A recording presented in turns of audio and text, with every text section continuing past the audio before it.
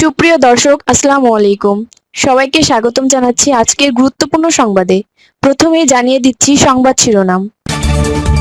শিক্ষকদের জন্য পৃথক পে স্কেল গঠনের প্রস্তাব। এদিকে ভারতের সঙ্গে শেখ হাসিনার আমলে যে সম্পর্ক ছিল সেই অধ্যায় শেষ। অপরদিকে দেশব্যাপী ধাপে ধাপে ১ লাখ স্বাস্থ্যকর্মী নিয়োগ করা হবে বলে প্রধানমন্ত্রীর বক্তব্য।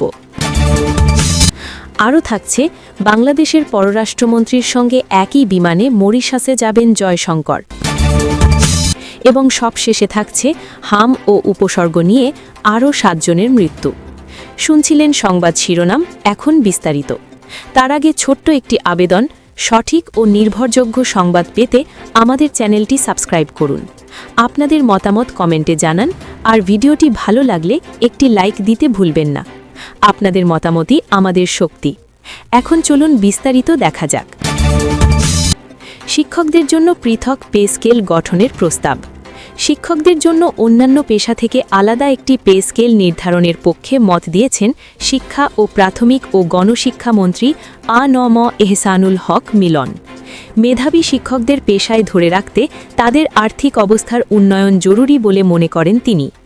সোমবার ৬ এপ্রিল ময়মনসিংহের অ্যাডভোকেট তারেক স্মৃতি অডিটোরিয়ামে অনুষ্ঠিত এসএসসি ও সমমান পরীক্ষার কেন্দ্র সচিবদের সঙ্গে এক মতবিনিময় সভায় তিনি কথা বলেন। শিক্ষামন্ত্রী বলেন, এই জায়গাটিতে আমার মন্তব্য হল, আমরা ফাইন্যান্সিয়ালি তাদের আরও যে সাপোর্টটা দেব, এই সাপোর্টটা অন্যান্য স্কেলের সঙ্গে তুলনামূলক দিলে চলবে না।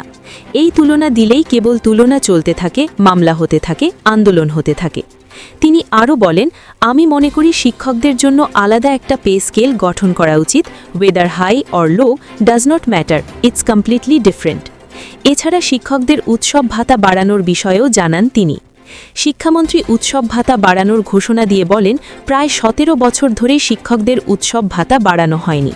তবে চলতি বছরে ভাতা ১০% বৃদ্ধির সিদ্ধান্ত নেওয়া হয়েছে। ঈদুল আজহার সময় এটি বাস্তবায়ন হতে পারে। সরকারের পক্ষ থেকে বিষয়টি বাস্তবায়নের জন্য চেষ্টা চলছে বলেও জানান তিনি। এদিকে ভারতের সঙ্গে শেখ হাসিনার আমলে যে সম্পর্ক ছিল সেই অধ্যায় শেষ। সাবেক প্রধানমন্ত্রী শেখ হাসিনার আমলের সম্পর্কের ধারা বদলে ভারতের সঙ্গে সম্পূর্ণ নতুন এক অধ্যায় শুরু করতে চায় বর্তমান সরকার। সোমবার ৬ এপ্রিল সকালে সচিবালয়ে প্রধানমন্ত্রী তারেক রহমানের সঙ্গে ভারতীয় হাইকমিশনার প্রণয় ভার্মার সৌজন্য সাক্ষাৎ শেষে সাংবাদিকদের এসব জানান পররাষ্ট্র বিষয়ক উপদেষ্টা হুমায়ুন কবির। উপদেষ্টা জানান, বৈঠকে দুই দেশের জ্বালানি নিরাপত্তা নিয়ে বিশেষ আলোচনা হয়েছে। বিশেষ করে ভারত থেকে পাইপলাইনের মাধ্যমে ডিজেল আমদানির বিষয়টি প্রাধান্য পেয়েছে। উপদেষ্টা বলেন, দুই দেশের মধ্যে ইতিবাচক সম্পর্ক বজায় থাকলে অনেক সমস্যার সমাধান সম্ভব।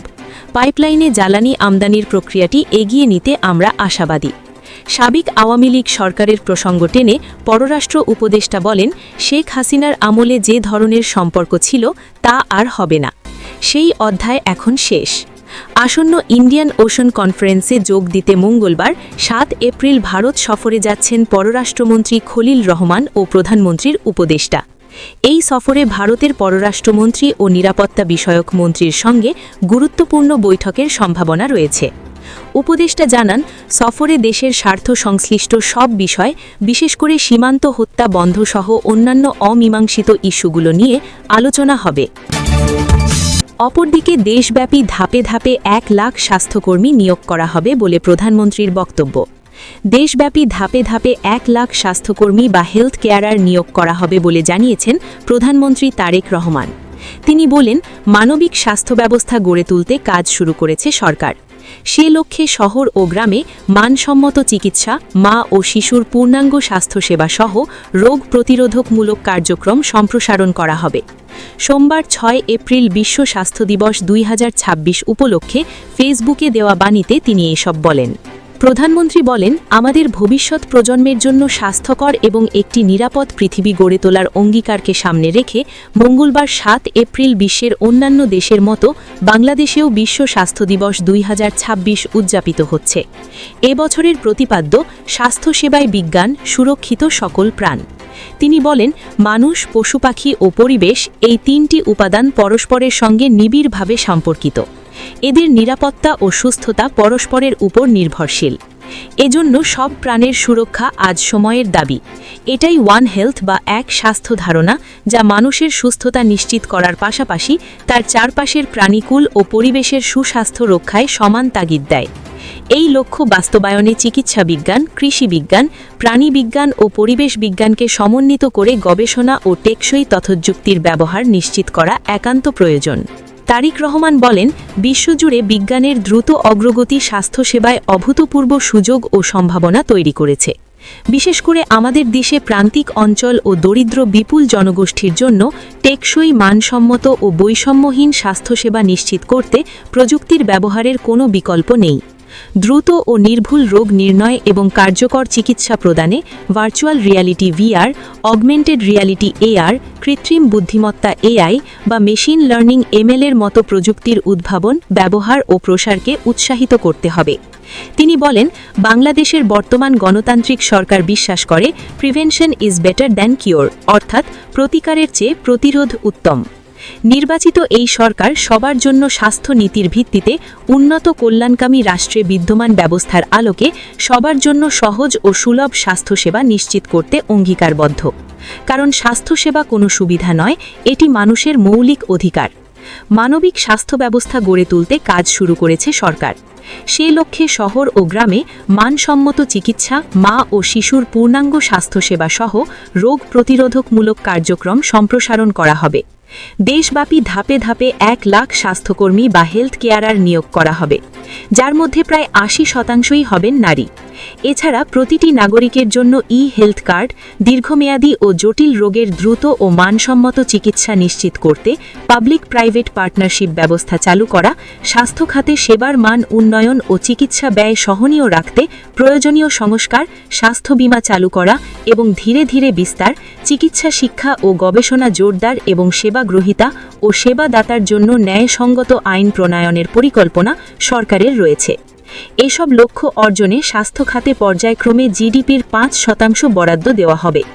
তিনি বলেন, আমি দৃঢ়ভাবে বিশ্বাস করি সততা, নিষ্ঠা ও আন্তরিকতার সঙ্গে আমাদের উপর অর্পিত দায়িত্ব সম্মিলিতভাবে পালন করলে আমরা একটি সুস্থ ও সবল জাতি গঠনে সক্ষম হব। বিশ্ব স্বাস্থ্য দিবস 2026 উপলক্ষে সবাইকে আন্তরিক শুভেচ্ছা জানিয়ে দিবস উপলক্ষে আয়োজিত সব কর্মসূচির সর্বাঙ্গীন সফলতা কামনা করেন।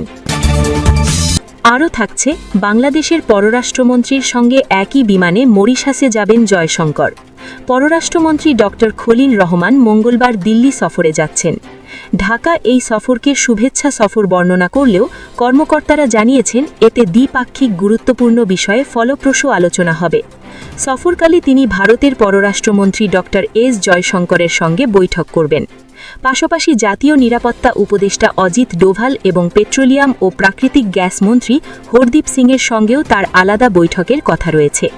বিএনপি সরকার দায়িত্ব নেওয়ার পর এটি কোনো বাংলাদেশি মন্ত্রীর প্রথম দিল্লি সফর। কর্মকর্তারা জানিয়েছেন, নতুন রাজনৈতিক প্রেক্ষাপটে ঢাকা দিল্লির সঙ্গে পূর্বের কিছুটা টানাপোড়েন কাটিয়ে বাংলাদেশ ফার্স্ট নীতির ভিত্তিতে সম্পর্ককে পারস্পরিক লাভজনক অবস্থানে নিতে চায় ঢাকা। পররাষ্ট্রমন্ত্রী মঙ্গলবার দুপুরে দিল্লির উদ্দেশ্যে ঢাকা ছাড়বেন। পরে তিনি মরিশাসে ভারত মহাসাগর সম্মেলনে অংশ নিতে যাবেন। বিবিসি জানিয়েছে, বাংলাদেশের নতুন পররাষ্ট্রমন্ত্রী ডক্টর খলিল রহমান ভারতের পররাষ্ট্রমন্ত্রী এস জয়শঙ্করের সঙ্গে একই বিমানে মরিশাসে যাচ্ছেন তিনি। 9 এপ্রিল সকাল 8টা থেকে এয়ার মরিশাসের ওই বাণিজ্যিক বিমানে একটানা 7-8 ঘণ্টার ওই দীর্ঘ বিমানযাত্রায়ও দুই পররাষ্ট্রমন্ত্রীর মধ্যে একান্তে কথাবার্তা বলার বিস্তর সুযোগ থাকবে যথারীতি। বিশেষ করে মাত্র 2-3 মাস আগেও যে ঢাকার সঙ্গে দিল্লির সম্পর্কে রীতিমতো অস্বস্তি আর শীতলতা ছিল, সেই দেশের নতুন পররাষ্ট্রমন্ত্রীর সঙ্গে জয়শঙ্করের একসঙ্গে দীর্ঘ বিমানযাত্রার সিদ্ধান্তই বলে দেয় দুই দেশই তাদের সম্পর্ক রিক্যালিব্রেট করতে চায়। বিবিসি জানতে পেরেছে, 7 এপ্রিল দিল্লিতে পা রাখার পরের দিনই 8 এপ্রিল সকালেই দিল্লি থেকে খলিল রহমান সরাসরি মরিশাসের উদ্দেশ্যে রওনা হবেন, যেখানে তিনি 9ম ইন্ডিয়ান ওশেন কনফারেন্সে বাংলাদেশের প্রতিনিধিত্ব করবেন। একই বিমানে যাবেন জয়শঙ্করও। দুই দেশের কর্মকর্তারাই বিষয়টি বিবিসির কাছে নিশ্চিত করেছেন। ওই সম্মেলন যৌথভাবে আয়োজন করেছে ভারতের পররাষ্ট্রমন্ত্রী আর দিল্লির শীর্ষস্থানীয় থিঙ্ক ট্যাঙ্ক ইন্ডিয়া ফাউন্ডেশন, আর ভারতের পররাষ্ট্রমন্ত্রী এস জয়শঙ্কর নিজেও সেখানে যোগ দিচ্ছেন। এই ইন্ডিয়া ফাউন্ডেশনের প্রেসিডেন্টের পদে আবার আছেন আরএসএস তথা বিজেপি নেতা রাম মাধব।